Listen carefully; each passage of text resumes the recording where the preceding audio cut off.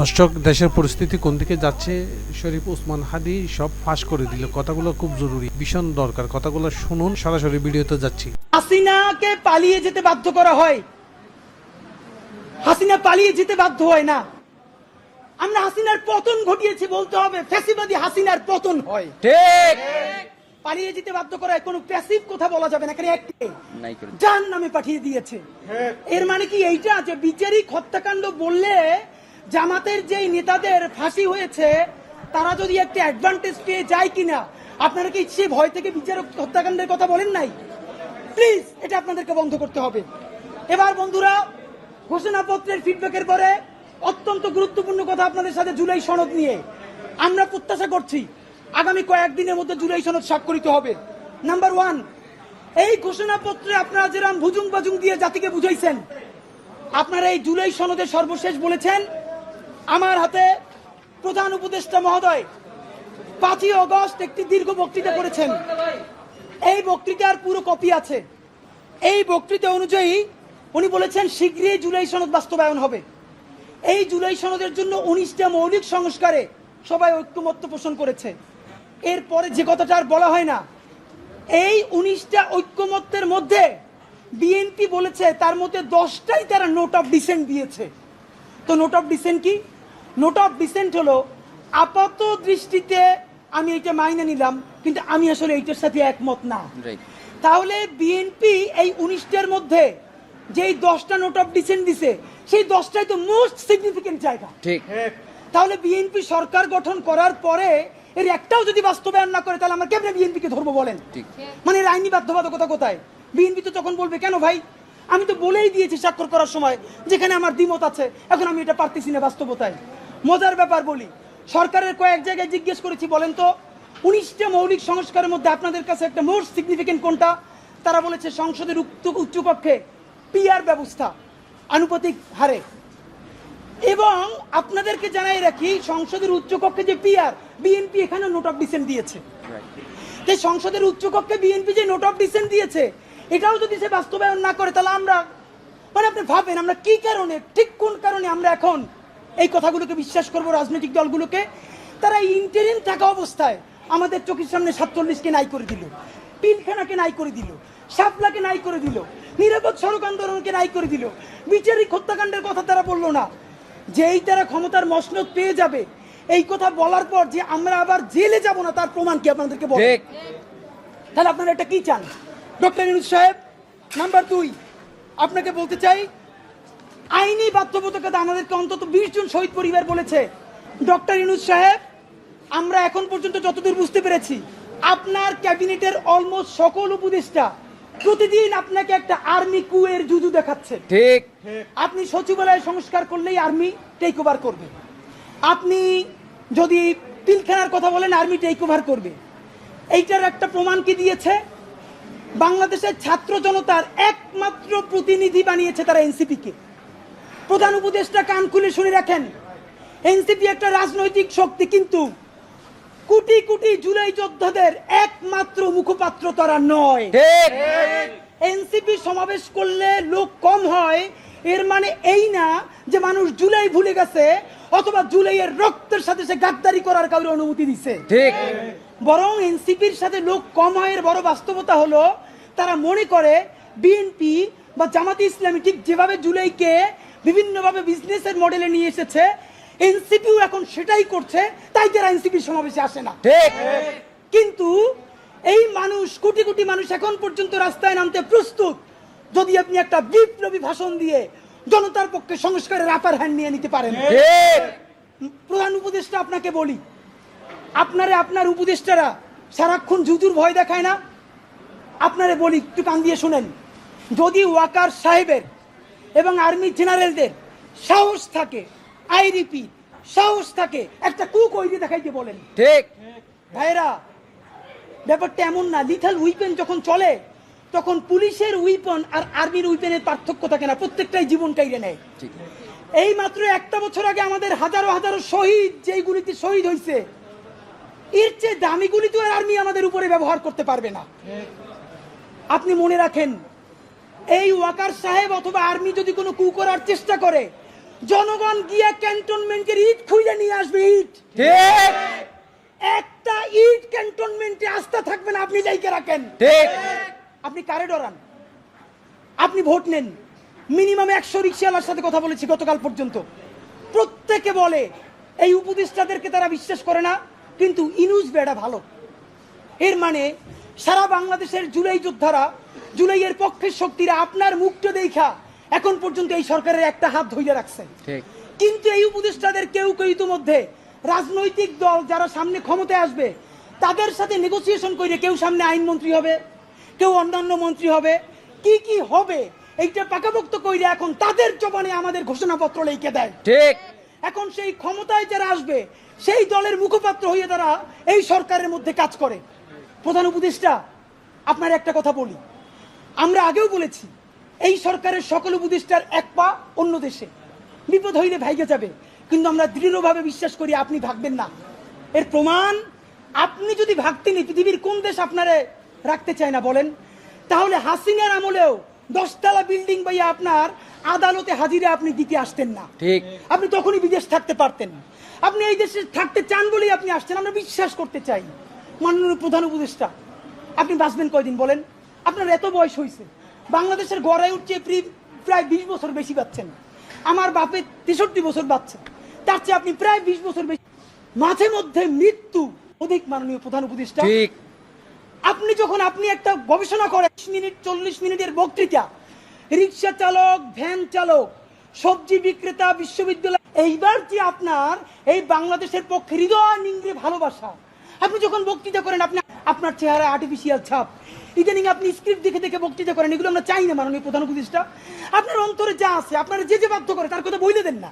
আপনারা কি করবে বলেন? আপনার খুন করবে। আপনি প্রায় 80 বছর বাঁচছেন, আর কয় বছরই বা বাঁচবেন? আপনি কি করে? আপনাকে যদি হত্যা করা হয়, কিন্তু সেই রক্তের বিনিময়ে যদি আপনি শহীদদের রক্তের বিনিময়ে নতুন বাংলাদেশ গড়ে যেতে পারেন, আগামী 1000 বছর বাংলাদেশের মানুষ নামাজে প্রার্থনায় আপনার জন্য শুধু দোয়া করবে। ঠিক বুড়ো মানুষটা থেকে শুরু করে শিশু আপনার বক্তৃতা শুনে মাননীয় উপদেষ্টা কতক্ষণ জানেন? যতক্ষণ আপনি জুলাইয়ের জবানে কথা বলেন। কিন্তু যেই রাজনৈতিক দলের কাছে কোন ধরনের সংস্কার ছাড়া আপনি নির্বাচনের কথা বলতেছেন, আপনি কি কি বলছেন আপনার একটু পইরা শুনাই।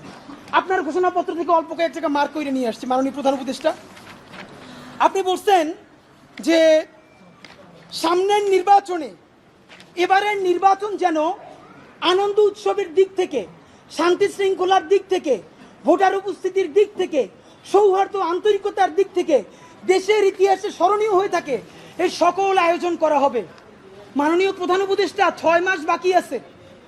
এই 6 মাসের মধ্যে আপনি এই উদযাপন কেমনে করবেন?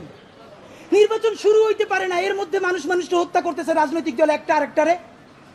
তাহলে এই আমলা, এই পুলিশ, যেই পুলিশ রাজনৈতিক দলের ছত্রছায়া আবার হত্যাকাণ্ড ঘটাবে, আপনি তার দিয়ে কেমনে পারবেন?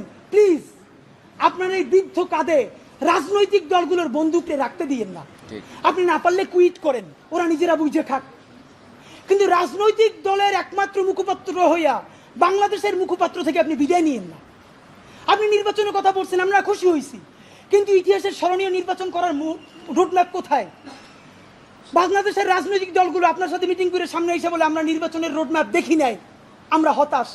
ভিতরে কথা বলার চেষ্টা করলাম, আফসোস, রাজনৈতিক দলগুলো এত বদমাশ কেমনি হয় ভাই? ভিতরে তারা একটা বারো ভালো করে কোনো রাজনৈতিক তারা নির্বাচনের ম্যাপ দেয় না। প্রধান উপদেষ্টারে তারা গিয়ে বলে বড় দলগুলা, ওই পেট্রো বাংলার চেয়ারম্যানটা কিন্তু আমাদের লাগবে, অমুক বিশ্ববিদ্যালয়ের ভিসি কিন্তু আমাদের লাগবে, স্বরাষ্ট্র আর জনপ্রশাসন মন্ত্রণালয়ের সচিবটা কিন্তু আমাদের লাগবে। বাইরে এসে বলে আমরা নির্বাচন না দেখে হতাশ। একই দ্বিচারিতা। তা আপনার প্রতি অনুরোধ, এই যে আপনারে বাহিরে এসে বলে যে আপনি নির্বাচন দেন না, আপনি কেন প্রেস মিট করে বলেন না বিএনপি আমার পেট্রো বাংলা চাই, জামাত আমার স্বরাষ্ট্রমন্ত্রী চাই, এনসিপি আমার কাছে জনপ্রশাসন চাই, বলে দেন।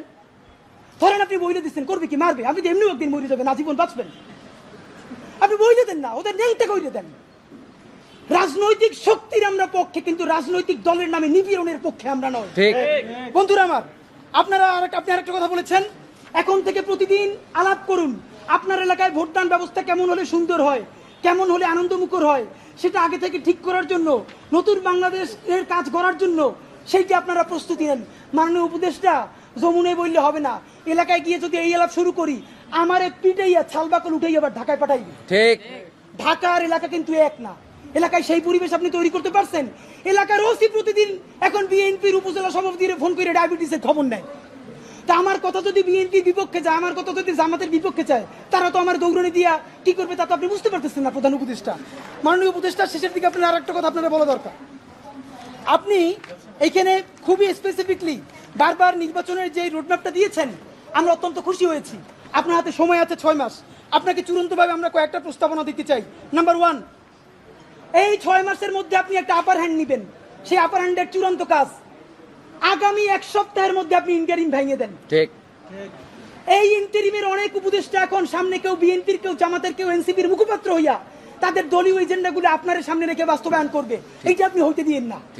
আপনি অতি জলদি যেই নির্বাচনটা উপহার দিতে চান তার জন্য ইন্টারিম ভেঙে দেন এবং অতি দ্রুত তত্ত্বাবধায়ক সরকার ঘোষণা করেন। এই ইন্টারিম ভেঙে দিয়া আপনি প্রধান হইয়া আপনি তত্ত্বাবধায়ক সরকার ঘোষণা করেন। আগামী 6 মাস মাননীয় প্রধান উপদেষ্টা, এটা অনেক অনেক বেশি ইনাফ, মোর দ্যান ইনাফ এই দেশে পাল্টাই দেওয়ার জন্য। আপনি কিছু বিপ্লবী সিদ্ধান্ত নেন। সেই বিপ্লবী সিদ্ধান্তের মধ্যে আপনি 1 নম্বরে বলেন যে এই দলই ক্ষমতায় আসবে ওয়াদা করতে হবে 72-এর সংবিধানকে বাতিল করতে হবে। যেই 72-এর সংবিধানের মধ্য দিয়ে বাকশাল হয়েছে, বিচারিক হত্যাকাণ্ড হয়েছে, সেই সংবিধানকে নতুন সংসদে বাতিল করে জুলাইয়ের ঘোষণাপত্রের আলোকে এবং জুলাইয়ের সনদের আলোকে নতুন সংবিধান রচনা করতে হবে। নাম্বার 2, প্রতিনিধিত্বশীল স্বাধীন পুলিশ কমিশন গঠন করতে হবে।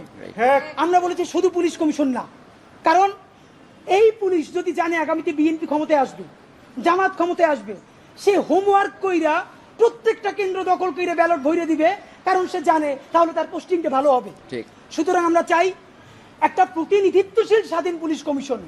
এটা যদি 10 জনের মেম্বার হয়, 2 জন বিরোধী দল থেকে থাকবে, 2 জন বিশ্ববিদ্যালয়ের শিক্ষক থাকবে, 1 জন শহীদ পরিবার থেকে থাকতে পারে, এই পুরো সরকার থেকে থাকবে 5 জন, বাকি 5 জন অন্য স্টেক থেকে। যদি সেটা হয় তাহলে ন্যূনতম তাকে কিন্তু একটা কন্ট্রোল করা যাবে। নাম্বার 2, আপনি ন্যূনতম জুডিশিয়াল রিফর্ম না করে আপনি কিসের নির্বাচন দিচ্ছেন?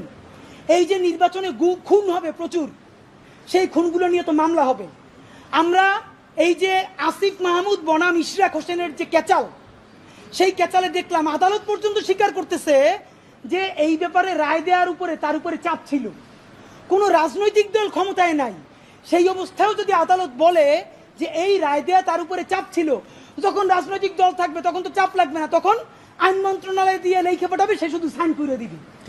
সুতরাং আপনি জুডিশিয়াল রিফর্ম কি করলেন সেই থেকে আপনাকে স্পেসিফিকলি বলতে হবে। জনপ্রশাসন সংস্কার, সব কিছুতে একমাত্র বিসিএস প্রশাসন ছড়ি ঘুরাবে তা হইতে পারে না।